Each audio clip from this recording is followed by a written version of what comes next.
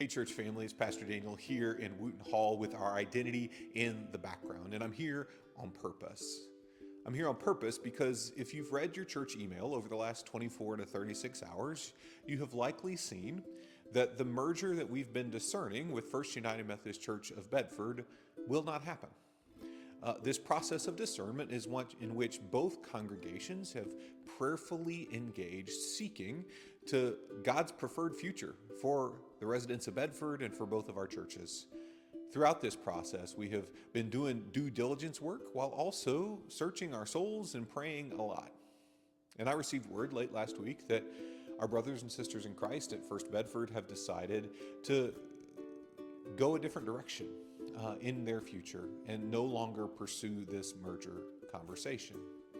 And so we send them forth with blessing. We want nothing but the best for our brothers and sisters in Christ at First Bedford, and I invite you to continue with me in praying with and for them that God might be doing a new thing that we can't see right now, but that God will bring glory and power out of.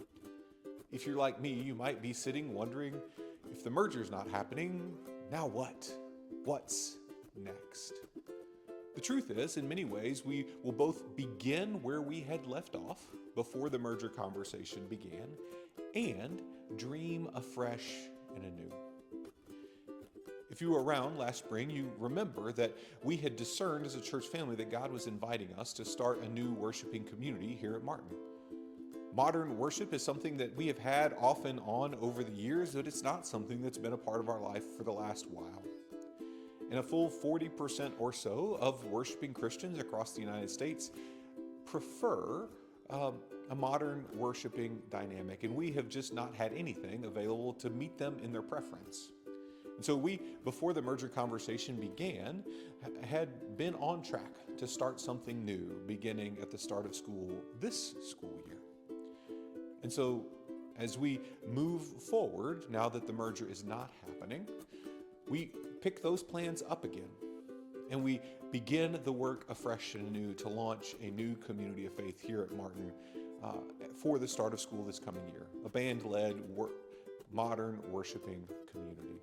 So I invite you to be in prayer for that. If you are interested in helping shape and form that community, I invite you to reach out to me, and because we're reforming that team right now. Also, in addition to kind of picking back up where we left off before this merger conversation began, we're beginning to dream afresh and anew. Your church council met this week to look at our 4 identity markers, that we are diverse, we are mission-driven, we are family, and we are committed to Christ. Each one of those 4 shapes who we are and who we are aspiring to more fully become, both at the same time.